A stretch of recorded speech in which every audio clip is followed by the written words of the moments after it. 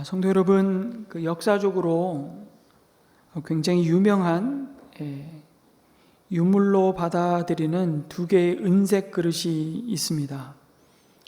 하나는 덴마크에서 발견된 주전 1, 2세기경의 유물인데요. 그 은그릇의 이름은 군대 스트럽 가마솥이라고 불리는 은그릇입니다. 한번 그릇을 한번 보시겠습니까? 바로 이게 군대 스트럽 가마솥이라고 불리는 그릇인데, 또 다른 하나가 있습니다. 아일랜드에서 발견된 주 8세기경 유물인데 일명 아르다 성배라고 불립니다. 이 군대 스트럽이라는 은잔, 앞에서 보았던 은잔은 신들과 용사들로 이게 장식이 되어 있는데, 그 장식된 것을 이렇게 보면 요리하는 신이 나오고, 그 신이 꿈틀거리는 인간을 기름통 속에 집어넣는 장면이 새겨져 있습니다. 신들이 인간의 희생 제물을 요구하는 모습이죠.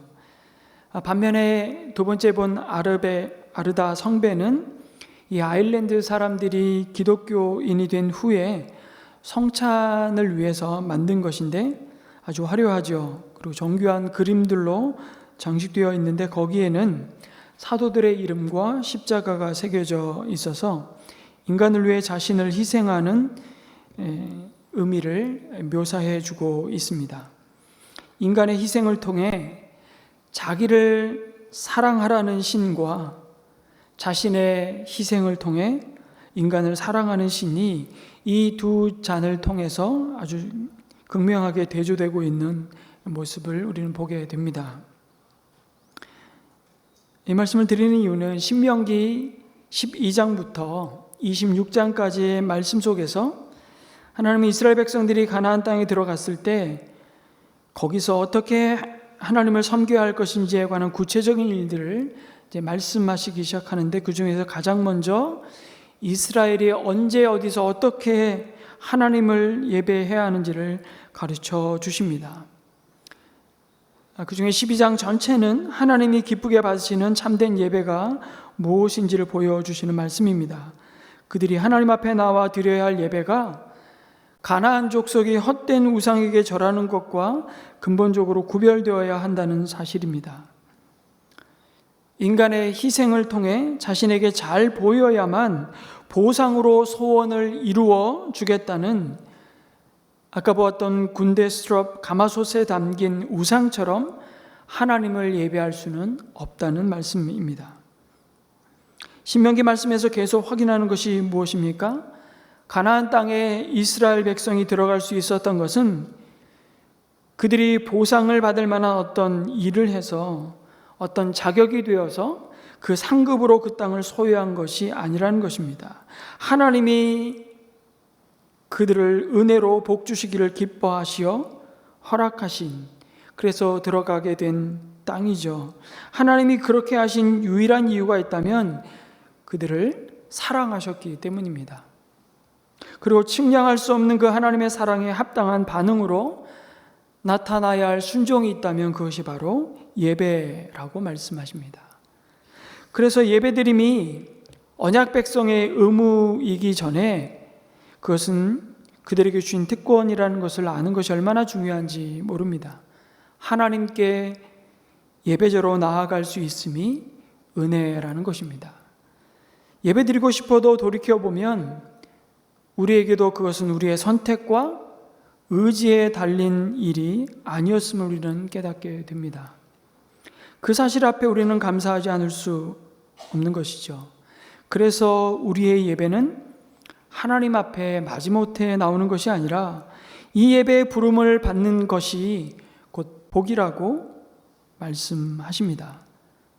예배는 어떤 경우에도 하나님의 사랑과 그 보호하심을 받기 위한 조건으로 드려지는 의무적인 행위가 결코 아니라는 것입니다.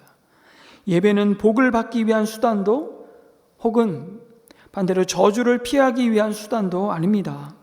예배는 언제나 우리를 위해 십자가에서 죽으신 예수 그리스도의 은혜에 반응하는 마땅한 태도라고 가르치십니다. 우리의 예배는 그래서 갚아야 할 빚이 아니라 우리가 되갚을 수 없는 그 하나님의 사랑과 그 은혜에 대한 감사의 표현이라고 말할 수 있죠.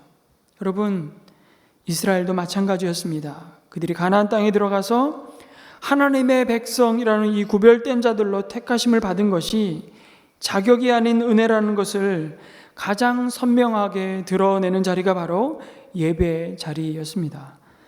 그것은 그들이 하나님과의 관계에서 누릴 수 있는 가장 큰 영광이고 기쁨이었습니다. 어느 민족이 그와 같은 민족이 있었습니까?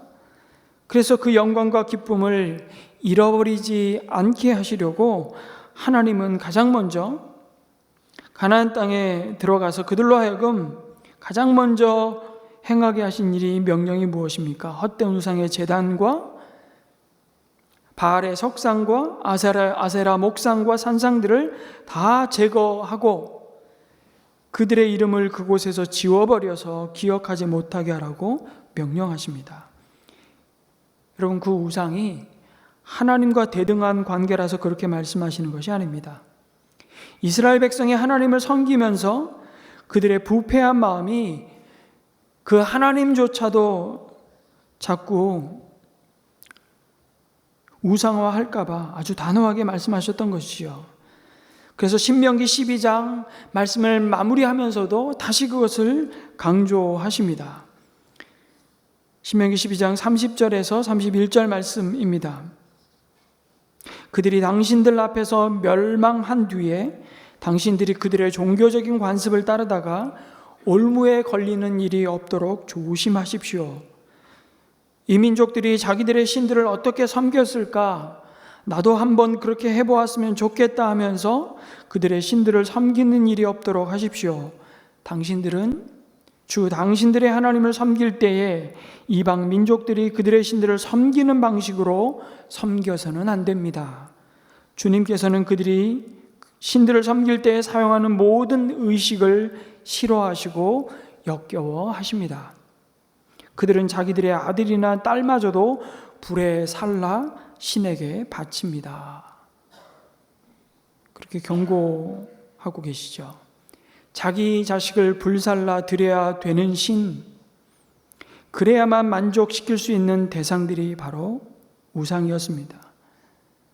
아니, 정확히 말씀드리면 사실 그 우상이 무엇을 요구하는 것이 아니라 사실은 우상을 만든 사람이 그 우상이 그것을 좋아할 것이라고 생각하는 것이죠. 그러니 그 우상에게 제사하는 것은 결국 인간의 탐욕과 쾌락을 만족시키기 위한 죄악되고 부패한 본성을 투영하는 행위일 뿐이었습니다. 그래서 가나안 땅에 하나님의 나라를 세우기 위해서 가장 먼저 해야 할 일은 그 우상을 제거하는 것이었습니다. 여러분, 가나안의 종교는 바알과 아세라의 종교였습니다. 바로 풍요의 신으로 불리우는, 인간에게 풍요와 또한 쾌락을 줄 수 있다고 믿었던 신들이었죠. 이런 우상들이 매력적인 이유는 무엇입니까? 바알은 참 섬기기가 쉬웠습니다. 제사만 잘 드리면 만사 오케이였거든요. 바울은 자기 백성이 어떻게 살아가든 관심이 없었습니다. 바울은 자신을 섬기는 자들의 삶 속에 개입하지 않았습니다. 그들 마음대로 살도록 내버려 둡니다. 왜 바알을 그렇게도 잘 섬기는 가나안 거민들이 차마 입에 담기도 어려운 역겨운 죄악들을 그렇게 많이 범했던 것일까요? 죄 가운데 뒹굴며 살아도 바알에게 제사만 잘 드리면 잘 먹고 잘 살 수 있기 때문에 그들은 죄 짓는 것에 대해서 아무런 가책을 느끼지 못했습니다. 바알 종교를 비롯한 다른 자연신을 섬기는 종교에는 율법이 없었습니다. 그러다 보니 그들은 죄를 문제 삼지 않습니다. 윤리의 개념도 죄에 대한 의식도 없습니다. 그래서 사람이 만든 우상들은 언제나 공동적으로 도덕적으로 문란합니다. 우리가 요구하는 것을 얻어내는 힘을 가졌다고 믿고 있지 신이 우리에게 거룩한 요구를 하지 않는 것입니다. 그러니 얼마나 편합니까? 그러니 정확하게 말하면 가나안 족속은 그들이 신을 믿은 것이 아니라 그들이 원하는 소원을 이루어 줄 수 있는 신을 믿은 것입니다. 결국 그것은 자기를 믿은 것이죠. 그러나 하나님은 우리가 그 무엇으로 여러분 달래거나 무엇을 드림으로 만족하여 보상으로 우리의 소원을 이루어 주시고 복을 주시는 분이 아니라 사실은 먼저 모든 것을 은혜로 주신 분이심을 기억할 때 이미 받은 자로 감사하는 자로 하나님 앞에 나아가는 것이 진정한 예배라고 말씀하시는 겁니다. 우리에게 이렇게 해라 저렇게 하라고 하시는 것도 부모가 자녀를 잘 되게 만들려고 명하고 달래고 경고하는 것이지, 하나님이 이렇게 하면 보상으로 잘해 주시고 그렇게 하지 않으면 화를 내시고 저주하시는 헛된 우상과 같이 변덕스럽고 저급한 분이 아니십니다. 그래서 우리가 드리는 예배는 여러분 외로운 하나님을 일주일에 한 번 찾아가서 혹은 이렇게 찾아와서 위문 공연을 해서 그 하나님이 우리에게 줄 수 있는 권력과 재력이 하나님이 노여워하지 않고 소유하신 것을 예배하는 자들에게 풍성하게 나눠주시게 만들려는 예배가 아닌 것입니다. 그러니까 때때로 하나님이 자기 백성을 시험하시는 것도, 연단하시는 것도 그 시험에 합격하면 내 자녀로 삼고 불합격하면 버린다는 것이 아니라 내 자녀로서의 그 신분과 관계를 놓치지 않을 것이기 때문에 사실은 경고하는 것입니다. 우리가 자녀에게 하듯이 하나님은 이스라엘 백성을 결코 버린 적이 없습니다. 잘못하고 말을 안 들으면 꾸중을 하시고 매도되시고 마지막에는 쫓아내시지만 그것은 벌을 주시는 것이죠. 그것은 부모가 자식에게 원하는 것을 이루기 위해서 행하시는 그 사랑을 완성하기 위한 또 다른 방법입니다. 그러니 여러분, 그 채찍도 그 징계도 사랑이 없으면 할 수 없는 것입니다. 어쩌면 하나님의 진짜 무서운 저주는 징계하시지 않는 겁니다. 그러면 너희 마음대로 너희가 하고 싶은 대로 한번 살아봐라. 유기하시는 것이 어쩌면 하나님이 우리를 향하신 가장 큰 저주요 심판이 아닐까요? 그것을 로마서 1장에서 말씀하시죠. 그래서 하나님 앞에 나와 하나님을 섬기고 예배드리는 것은 여러분 우리의 예배를 기쁘게 받으시고 우리에게 복 주시기를 기뻐하셔서 우리가 하나님의 사랑과 복을 받은 것으로 인해 감사와 기쁨으로 나오는 것이 예배입니다. 하나님은 내가 이렇게 하니까 어떻게 해달라고 하는 거래의 대상이 아니십니다. 우리가 못 가진 어떤 힘을 갖고 계셔서 내가 그 힘을 따먹기 위해서 눈 가리고 아웅하듯이 하나님 앞에 와서 아양을 떨고 제주를 부리며 그 마음을 달래보고자 예배하는 것이라면 죄송하지만 이름만 바뀌었지 그것은 우상 숭배입니다. 결국 무엇입니까? 우상 숭배는 자기 자신을 숭배하는 것입니다. 우상을 신이라고 가져다 놓고 절하고 빌지만 그것은 신이 아니라 어쩌면 나를 그 신으로 섬기고 있는 것인지 모르겠습니다. 내 부하인 것이죠. 그것이 가나안의 방식이고 그 방식은 결국 나를 위해서 예배하는 것입니다.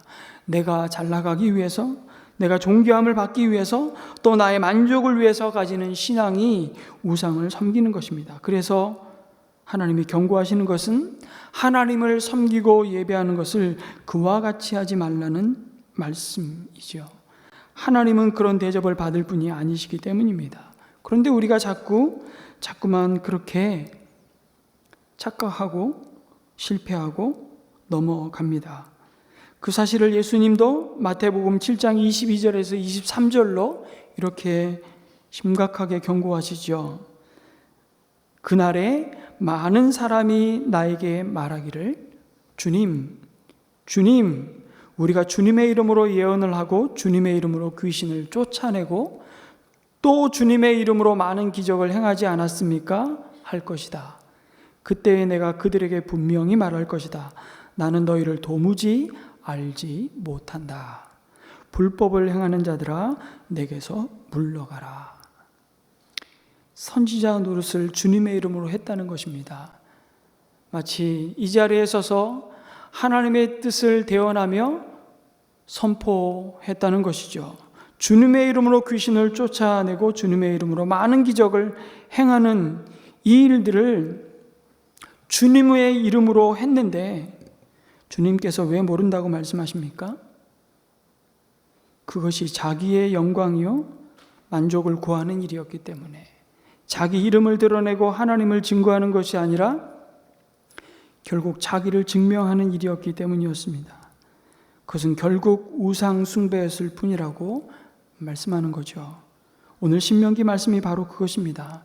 너희들이 가나안 땅에 들어가거든 하나님을 그렇게 섬기고 예배하지 말라는 것입니다. 그것은 가나안의 방식이요 자기 소견에 좋은 대로 행하는 것이라고 말씀합니다. 여러분, 가나안에 들어가서 이스라엘 백성이 하나님께 드릴 예배는 그러면 무엇일까요? 하나님이 자기 이름을 두시고 택하신 그곳에서 예배하라고 말씀하십니다. 그들은 자기들이 흩어진 각 초소에서 그들이 보기에 좋고 제사 지내기에 편한 곳을 찾아가 예배드리지 말라는 것입니다. 그러한 장소는 아마 대부분 이미 가나안 족속들이 자신들의 풍요와 쾌락을 위해서 우상을 섬겼던 장소였을 가능성이 많습니다. 그래서 하나님은 그들이 하나님이 임재하시고 그들과 만나시겠다고 말씀하시는 자리로 나아올 것을 명령하십니다. 그 이유는 특정한 예배 장소가 중요한 것이 아니라 그들이 하나님의 구별된 언약의 백성임을 그 하나님이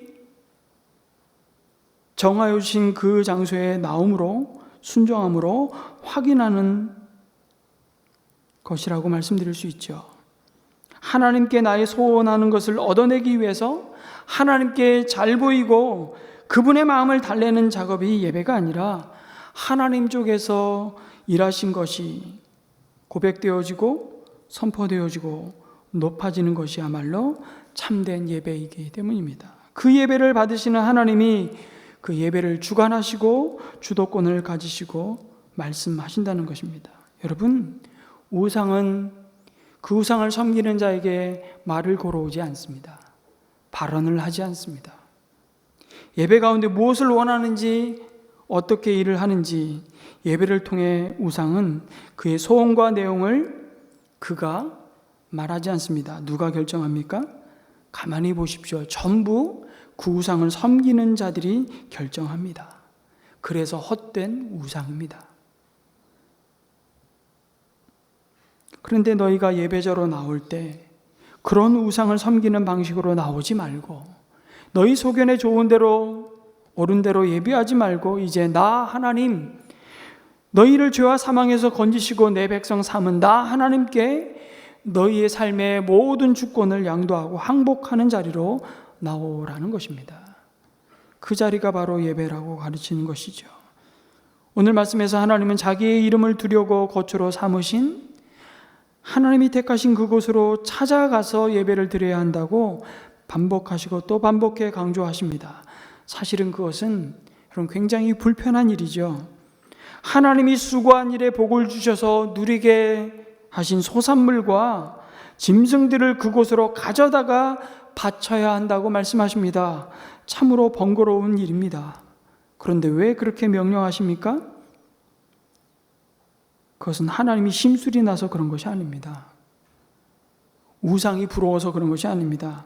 하나님이 덕보려고 그러는 것도 아닙니다. 그것은 사실 전적으로 자기 백성을 향하신 하나님의 사랑이었습니다. 사실은 그들이 하나님께서 정해놓으신 그 자리로 나오는 그 순종을 이미 하나님은 예배로 받으시는 것입니다. 그 순종을 통해 그들이 몸으로 하나님 앞에 헌신할 때 그 헌신을, 그 예배를 하나님이 기쁘시게 거룩한 산제물로 받으신다는 것입니다.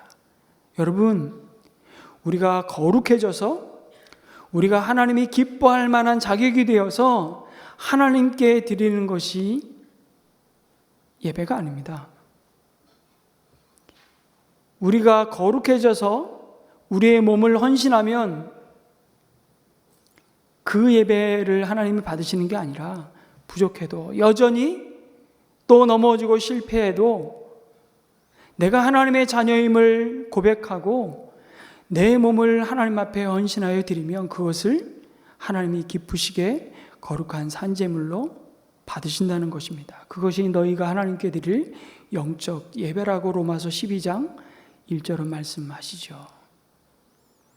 그러므로 형제 자매들아, 내가 너희를 하나님의 자비하심으로 권하노니 너희 몸을 하나님이 기뻐하시고 거룩한 산 제물로 드려라. 그것이 너희가 드릴 하나님께 드릴 영적 예배라고 말씀하십니다. 동일합니다.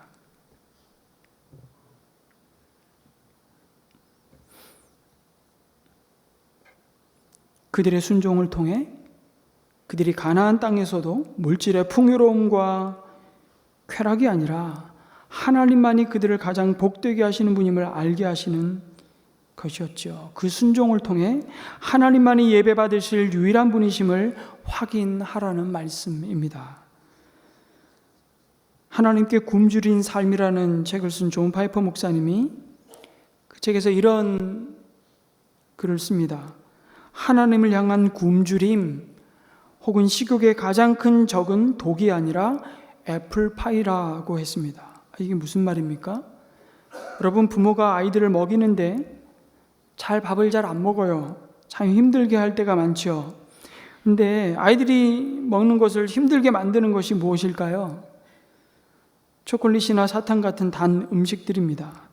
독은 위험한 것인 줄 알기 때문에 피할 수 있지만 달콤한 사탕은 전혀 해롭지 않아 보이기 때문에 거부감을 갖지 않을 것입니다. 하지만 사탕은 입맛을 잃게 만들 수도 있고 그 달콤함에 빠져서 사탕을 많이 먹으면 건강이 상할 수도 있죠. 문제는 사람들이 독은 피하면서도 사탕은 즐긴다는 사실입니다.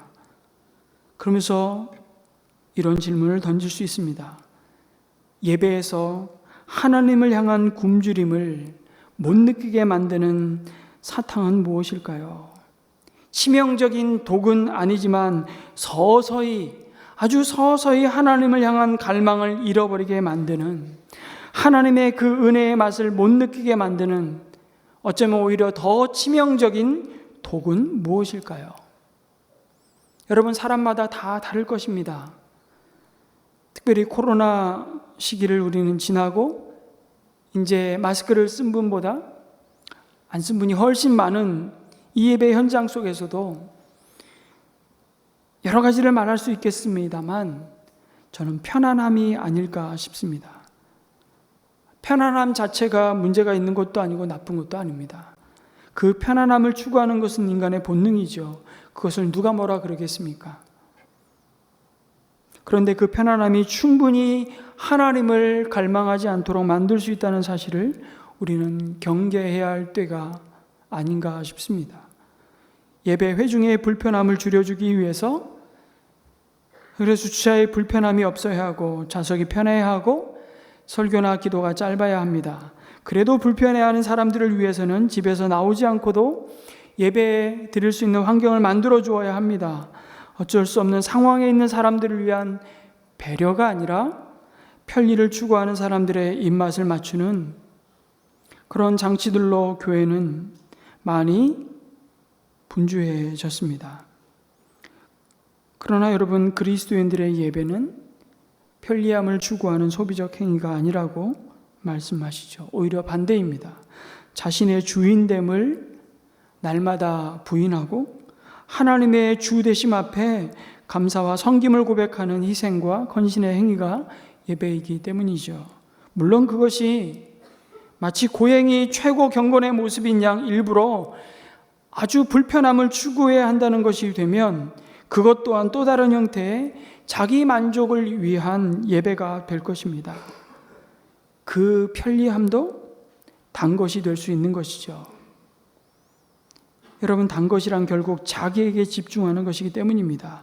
그리고 이 단 것의 유혹은 우리가 생각했던 것보다 훨씬 강력한 치명적인 하나님의 은혜의 맛을 잃어버리게 만드는, 하나님을 더 이상 갈망하지 않는 치명적인 영적인 비소와 같은 독일 수 있다고 경고하시는 말씀입니다. 오래전에 LA 타임스에 이런 기사가 실렸습니다. 한 남자가 20년 전에 살던 집 앞을 지나가게 되었답니다.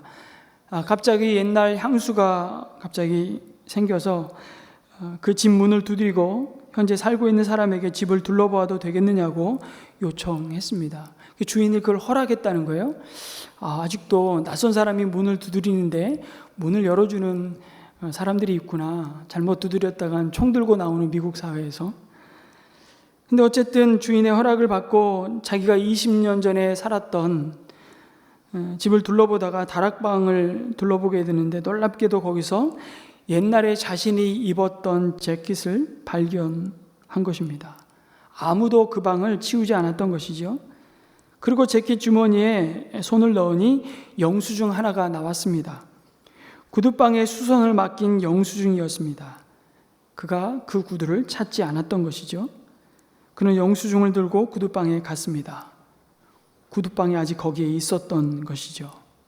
장난삼아 영수증을 내밀었습니다. 그러자 주인이 잠깐 기다리라고 하고는 안에 들어갔다가 나왔습니다.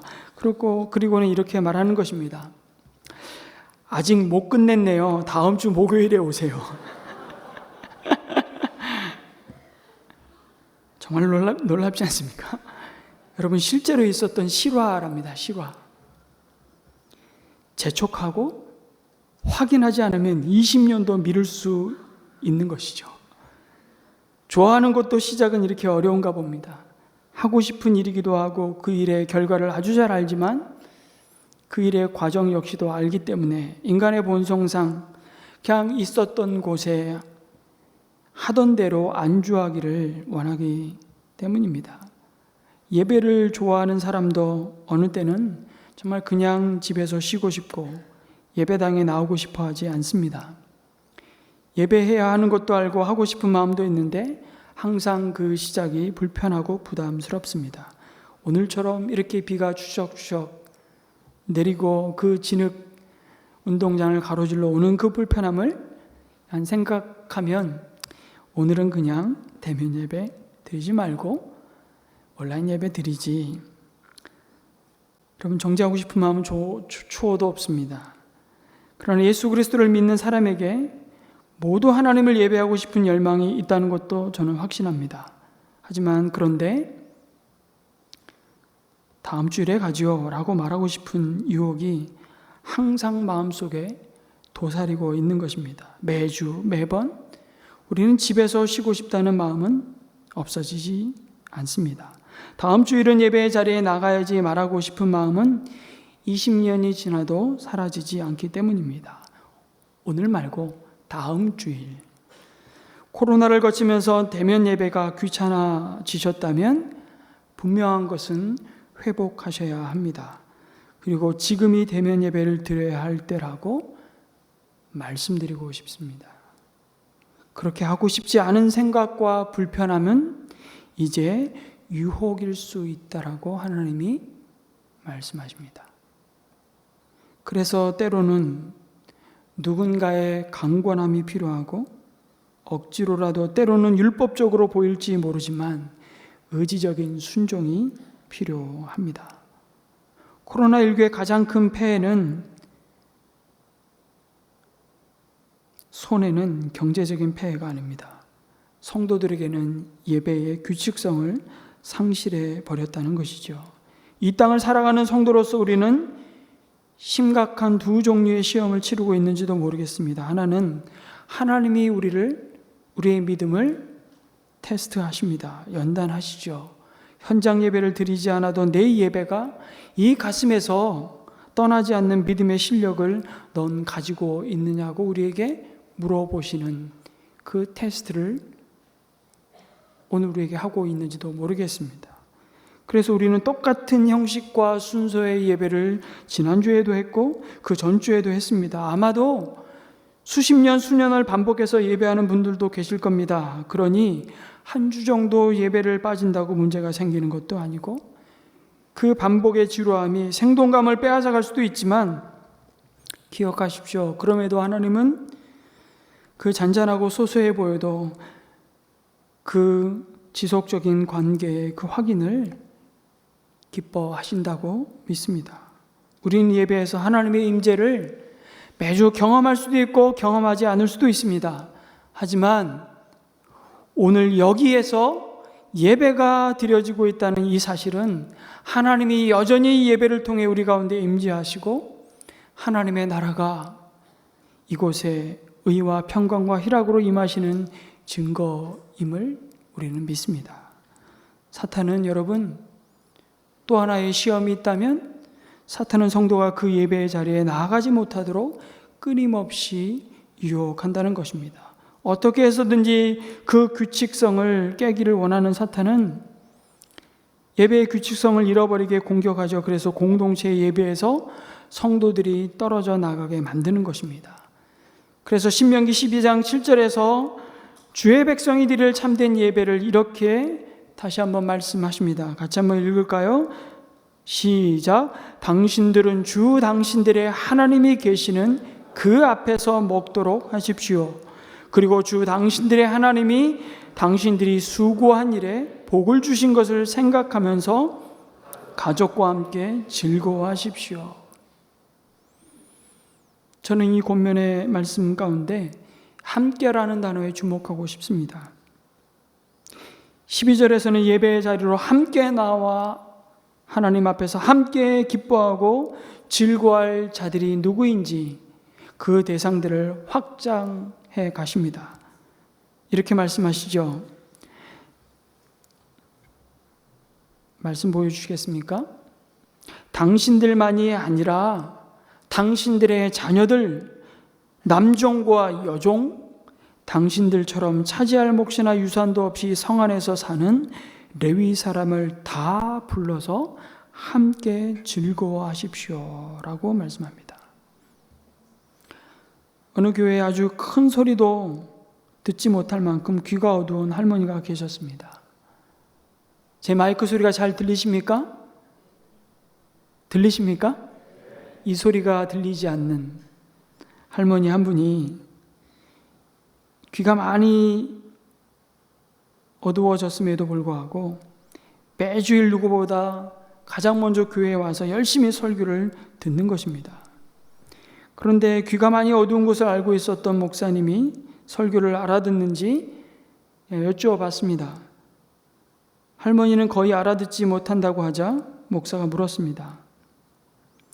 제가 하는 말을 잘 알아듣지도 못하시면서 왜 늘 앞줄에서 그렇게 열심히 설교를 들으시나요? 그러자 할머니가 이렇게 대답합니다. 목사님, 말을 잘 알아듣지 못하고 이해도 못하지만 이렇게 교회에 나오니까 그냥 좋고요. 주보에 나온 본문 말씀을 읽고 난 후에 설교하시는 목사님 입술이 움직이는 것을 보고 있으면 하나님에 관한 달콤한 생각들이 많이 떠올라요. 그리고 하나 더, 저는 혼자 예배하는 것으로 만족할 수가 없습니다. 많은 교인이 예배하는 이 자리에 함께하면서 예배하는 것은 하나님이 저에게 주신 특권입니다. 여러분, 우리가 그리스도의 몸의 한 지체임을 하나님의 말씀을 통해서 이해하는 것보다 함께하는 것이 더 중요하다는 것을 이 할머니는 그 예배의 자리에 함께함으로 이미 누리고 있었던 것이죠. 어느 목사님이 자신의 설교 시간에 이렇게 졸고 있는 성도들이 갑자기 고마워지기 시작했다고 고백하는 것입니다. 매번 그렇게 졸 거면 그냥 집에 있지 교회는 왜 나오는지 모르겠다고 핀잔을 주는 사람도 있겠지만 자신은 그분들이 너무 고맙다는 것입니다. 여러분 아실지 모르겠지만 이 앞에 있으면 조는 분들 다 보입니다. 너무 잘 보여서 시험에 듭니다. 근데 그분들이 고맙다는 거예요.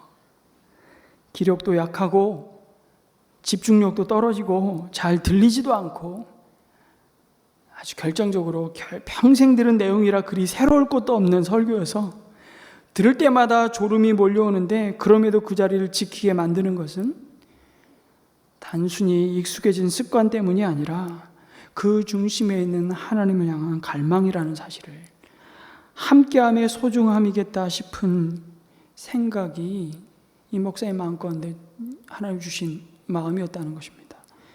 그때부터 정말 어떻게 그렇게 졸면서도 와서 앉아있는 그 성도가 그렇게 이뻐 보이는지 참 공감이 가는 말씀이 아닐 수 없습니다. 제가 이브 예배 때 저희 교회에 등록한 성도님을 만났는데 저에게 어떻게 등록하시게 되었습니까? 목사님 목소리가 너무 곱습니다.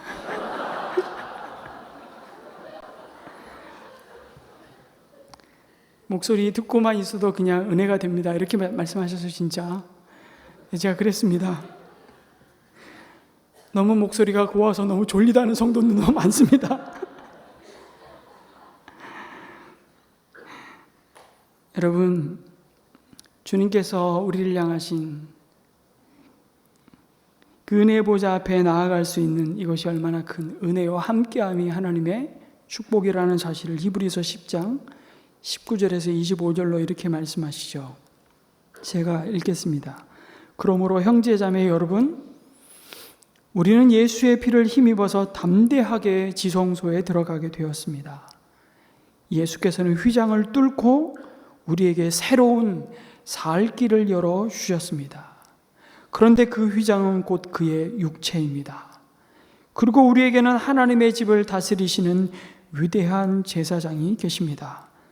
그러니 우리는 확고한 믿음을 가지고 참된 마음으로 하나님께 나아갑시다. 우리는 마음에다 예수의 피를 뿌려서 죄책감에서 벗어나고 맑은 물로 몸을 깨끗이 씻었습니다. 또 우리에게 약속하신 분은 신실하시니 우리는 흔들리지 말고 우리가 고백하는 그 소망을 굳게 지킵시다. 같이 읽겠습니다. 그리고 서로 마음을 써서 사랑과 선한 일을 하도록 격려합시다. 어떤 사람들의 습관처럼 우리는 모이기를 그만하지 말고 서로 격려하여 그날이 가까워 오는 것을 볼수록 더욱 힘써 모입시다. 아멘. 성도 여러분, 우리가 예배하는 이유는 하나님이 우리를 부자로 만드시고 고난 끝에 형통을 가져다 주실 것이라는 그런 확신 때문이 아닙니다. 예수 그리스도께서 우리를 위해 죽으셨고 죽음을 이기시고 부활하셨다는 사실에 대한 확신 때문임을 믿습니다. 그래서 무화과 나무가 무성하지 못하고 포도나무에 열매가 없으며 감람나무에 소출이 없고 밭에 먹을 것이 없으며 우리의 양이 없고 외양간에 소가 없을지라도 놀라운 그 고백이 예배자의 고백이 아닐까요? 나는 여호와로 말미암아 즐거워하며 나의 구원의 하나님으로 말미암아 기뻐하리로다. 아멘. 그래서 우리가 드리는 모든 예배는요, 은혜 받기 위한 의무나 수단이 아니라 은혜 받은 자들의 반응입니다. 그리고 예배의 자리로 함께함은 단순히 의무가 아니라 우리 모두에게 주어진 하나님의 축복, 특권이죠. 주님의 몸된 교회가 그 특권을 예배로 나아감을 통해 오늘도 함께 확인하고 함께 기뻐하고 함께 즐거워하는 이 은혜가 메마르지 않기를 주님의 이름으로 축원합니다. 아멘.